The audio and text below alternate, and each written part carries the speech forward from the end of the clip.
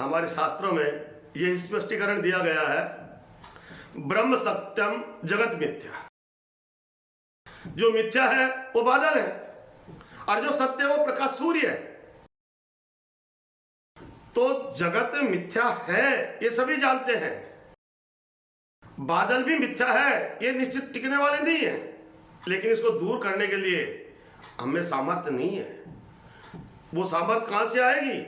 तो उसका उदाहरण हमारे शास्त्रों ने लिखा है, गुरु बीनु भावानिधि तरई न कोई, जो विरंची शंकर सम होई। हमारे गुरुदेव क्या है? गुरु की क्या व्याख्या है? किसको हम गुरु माने? अंधकार को कहत गु। अंधकार क्या है? उसको गु है। अंधकार का भावार्थ होता गु, यानी अंधेरा।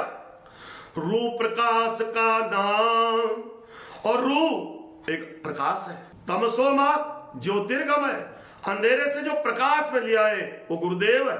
वो जगत मिथ्या को सिद्ध करते हुए और आत्मा प्रकाश तक पहुंचा दे वो गुरुदेव है। तो अंधकार को कहत गु, रू प्रकाश का नाम, अंधकार को जो हरे सो ही सदगुरु जान। और सदगुरु की उपासना जब तक करेंगे नहीं, जब तक संसार और ब्रह्म का हम कभी अध्ययन कर ही नहीं सकते। गुरु क्या हमको ज्ञान देता है? गुरु ज्ञान नहीं देता। ज्ञान मान लो गुरु गधे को देना चाहे तो थोड़ी दे देगा। हम ईश्वर के अंश हैं, ईश्वर अंश जीव अविनाशी, चेतन अमल सहज सुख राशि। हम सहज सुख के स्वरूप है, हम चेतन है, हम साक्षात ब्रह्म के अंश हैं और ब्रह्म से मिलने के लिए आतुर हैं। किस तरह से आतुर है? उसी तरह से आतुर है जैसे सिंधु से एक बिंदु अलग हो गया, पानी समुद्र से भाप बन करके आकाश में चला गया, वो पानी तब तक दौड़ता रहता है जब तक कि वो पुनः सिंधु में नहीं मिल जाता। हम भी तब तक भटकते रहते हैं जब तक कि परमात्मा में नहीं मिल जाते। लेकिन परमात्मा जाने के लिए क्या जरूरत है? बोले पानी कोई पी गया वो फिर दुनिया में आएगा, किसी भी बर्तन में रख लिया वो फिर अटक जाएगा। यत्र तत्र अटकते भटकते जब सरिता में मिल जाएगा, सरिता सिंधु तक पहुंचा देगी। उसी प्रकार से गुरुदेव मिल जाएगा, वो ब्रह्म तक पहुंचाने की ताकत रखता है। तो गुरुदेव को प्राप्त करने के कौन से तरीके हैं? हमारे जैन मुनि ने बहुत सुंदर विश्लेषण किया इसका। गुरु के पास जाने के लिए 5 मार्ग है, उनको आपको फॉलो करना पड़ेगा, उन 5 मार्गों का अनुकरण करना पड़ेगा। उन 5 मार्गों के बिना गुरु की दृढ़ भक्ति नहीं आएगी। हमारे शास्त्रकार कहते हैं, गुरु बिनु भवनिधि तरई न कोई। गुरु के बिना भव यानी संसार जो मिथ्या है, इसको पार करने का तरीका। हमारी तो बात छोड़ा, जो बिरंची, चाहे वो ब्रह्मा जी हो, शंकर सम होई, चाहे वो भगवान शंकर हो, भगवान शंकर को भी गुरु की जरूरत है, भगवान ब्रह्मा को भी गुरु की जरूरत है, तो हमें क्यों नहीं जरूरत होगी? पर गुरुदेव के पास जाने के लिए 5 प्रकार के आपको साधना करनी पड़ेगी। 5 प्रकार की साधना के बिना गुरुदेव की वाणी का आप आनंद नहीं ले पाएंगे, अपने जीवन के अंधकार को नष्ट नहीं कर पाएंगे। भले ही वो मिथ्या है, लेकिन मिथ्या ही हमें सत्य दिखाई देता है। रजत सीप भास जिमी, उसी प्रकार से आप देखो कौन से 5 पुरुषार्थ हैं? सन्निकट, श्रवण और श्रद्धा, प्रेमातृ भय ज्ञान।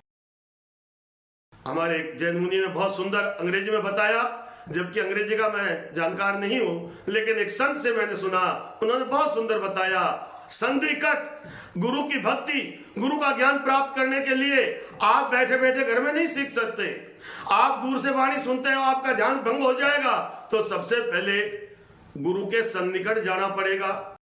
आपके पास में दिखाई दे रहे फूल, लेकिन वो फूल आपसे 500 मीटर दूर है।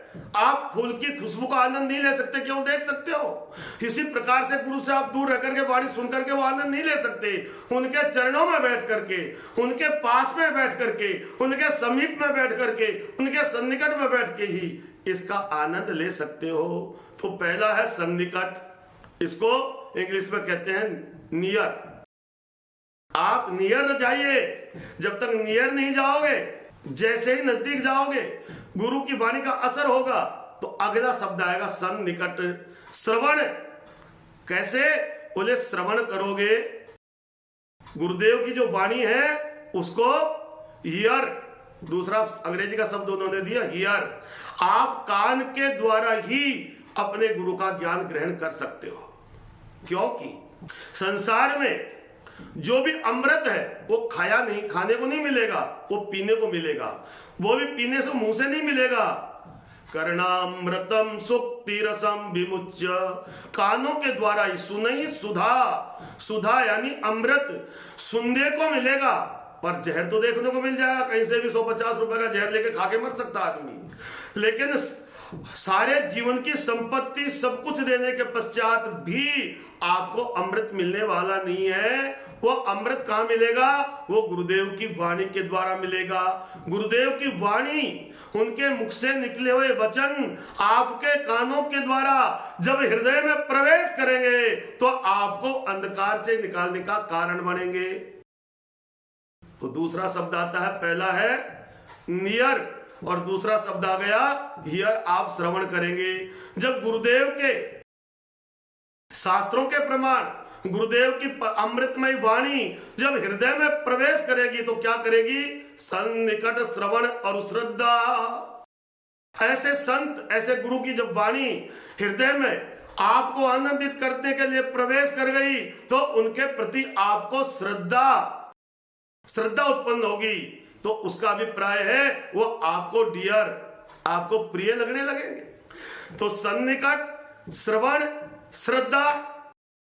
और जब श्रद्धा उमड़ती है, जब प्रेम उमड़ता है, जब भाव उमड़ता है, आत्म भाव विभोर होता है, भाव विभोर होते वो आनंदित होकर के तब याद आता है मेरे ऊपर गुरुदेव ने मेरे अंधकार को मिटाने के लिए साक्षात नारायण स्वरूप बन गए। तब क्या होगा? जब आदमी भाव विभोर होता है तो प्रेमाश्रु, प्रेम के आंसू निकल जाते हैं। तब उसको कहते हैं, जब भाव उमड़ेगा, गुरु की अमृतमय वाणी उत्पन्न होगी तो आपको टीयर, प्रेम के आंसू आने चाहिए। ये गुरुदेव की परिपक्वता है। उनके ज्ञान को, अंधकार को मिटाने के लिए भाव विभोर हुए बिना उस अंधकार को मिटाना नहीं है। आंखों में जो अंधकार छा रहा है वो गुरुदेव की वाणी से आंसुओं के द्वारा प्रवाहित होकर जब निष्कासित हो जाएगा तो आपको भाव विभोर कर देगा। लेकिन गुरुदेव अगला शब्द कहते हैं, प्रेमाश्रु भयजान। पांचवा शब्द क्या आता है? फियर। आपको डर भी रहना चाहिए। आपको ये लगे मेरे गुरुदेव मेरी त्रुटियों को देखेंगे तो मैं कैसे ठीक करूं। बिना भय के ज्ञान नहीं होता है। भय बिन प्रीत होई गोपाला, भय के बिना ज्ञान नहीं होगा। और इसे ध्यान देख लीजिए, आज इस संसार में गुरु को साधारण पद भी नहीं है।